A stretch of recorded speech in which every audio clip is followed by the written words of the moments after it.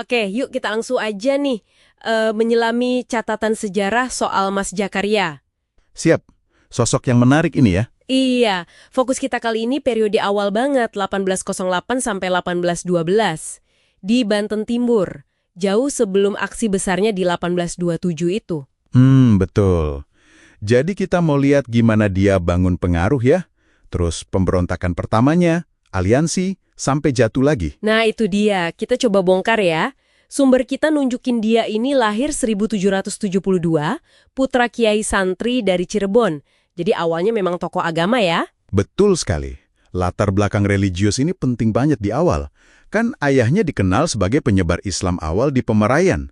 Jadi Mas Jakaria ini kayak punya legitimasi warisan gitu di mata warga lokal. Jadi dihormati ya, bahkan oleh kelompok-kelompok yang mungkin dianggap kurang baik sama kolonial waktu itu. Iya, justru itu. Pengaruh sosialnya kuat. Nggak bisa dianggap remeh lah pokoknya. Tapi citranya kan bergeser nih. Sekitar 1808 pas The Endels itu lagi ngacak-ngacak struktur tapi juga bikin banyak celah kekuasaan gitu kan. Nah, iya. Di masa itu, Mas Jakaria malah dituduh kerjasama sama bandit. Kayak Bapak Raisa, terus Pugar. Wah, dari tokoh agama jadi deket sama bandit. Terus gimana ceritanya dia sampai berani mengklaim kekuasaan gitu? Nah, ini cerdiknya dia nih. Dia lihat ada kekosongan kekuasaan, ya kan? Kolonial lagi sibuk sendiri, kesultanan juga lagi lemah.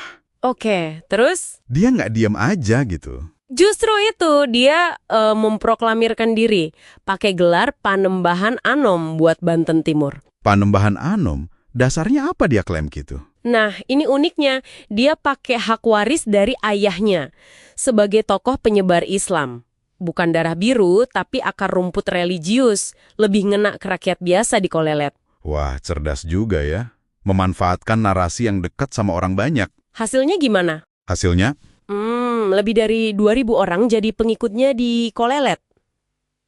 Gede banget itu kekuatannya. Luar biasa. Dengan masa segitu, apa langkah dia selanjutnya? Langsung aksi? Dia coba nyerang pos militer Belanda di Ondar-Andir. Tapi ya gitu deh. Gagal ya? Gagal total. Kayaknya dia sadar, kalau lawan kolonial langsung sendirian, itu berat. Butuh sekutu. Nah, disinilah Pangeran Ahmad masuk. Pangeran Banten yang juga lagi berontak itu kan? Tepat sekali. Mereka akhirnya bikin aliansi sekitar tahun 1809 sampai 1812 lah.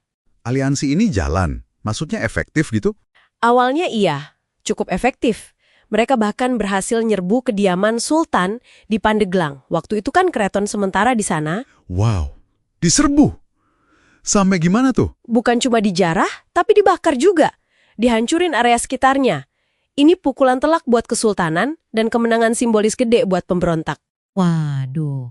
Tapi ironis ya, justru kemenangan besar ini malah jadi awal perpecahan mereka. Kenapa bisa gitu? Nah, ini dia. Ambisinya beda rupanya. Pangeran Ahmad kan bangsawan Tulen ya.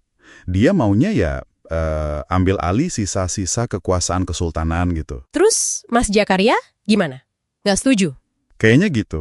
Sumber kita bilang, pas dia dipanggil Pangeran Ahmad, terus disambut bangsawan lain, sambutannya itu sangat bertentangan dengan harapannya.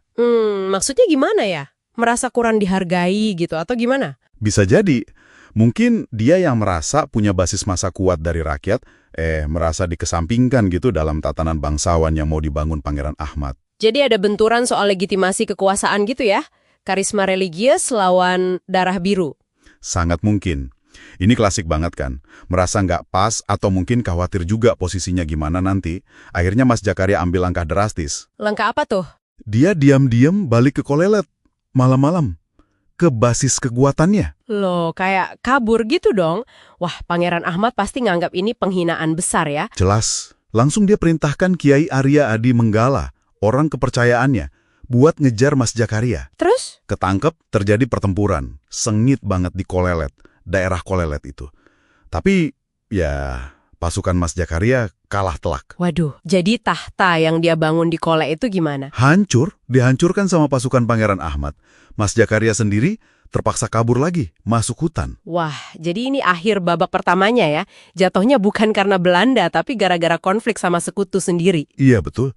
Ini menandai akhir sementara dominasinya di Banten Timur. Jadi kalau kita tarik kesimpulan nih dari penyelaman kita, perjalanan awal Mas Jakaria ini kompleks banget ya? Iya, dari tokoh agama, jadi pemimpin pemberontak karismatik, sempat sukses berkat aliansi.